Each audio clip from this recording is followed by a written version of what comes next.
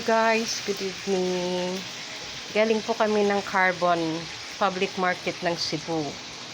At eto guys, dahil sa sobrang mura ng mga bilihin. Eto yung mga nabili ko. Okay. Eto, ang tawag dito, itong madahon na to, agbati. Dito sa Visayas. So, sa Maynila, hindi ko alam kung anong tawag dito. Pero palagay ko in English, tawag dito spinach. So, nabili ko lang po ito ng 15 pesos. 15. So, ito naman, yung kamatis, kasama ng garlic, onion, at saka calamansi.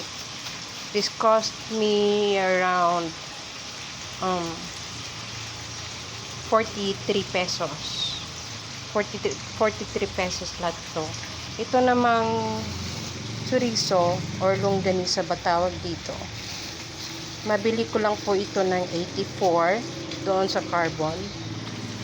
At saka ito naman manok. Ayan. Bali na-marinate ko, nahugasan ko na po ito at na-marinate na po sa suka at asin para ilagay ko po sa freezer. Yung manok ko, ito naman belly, na-marinate ko na rin po siya, nahugasan at para malagay sa freezer. At saka meron pa po akong giniling. Ito, giniling na baboy. Ayan. Bali itong mga karne, ito kasali dito, ayan. Nabili ko lang po sila ng 337 pesos. Ayan, may belly na po. Para sa aming apat na po ito ng mga anak ko. May chicken. Ayan. At saka chorizo at saka giniling. 400 sa halagang 337 pesos.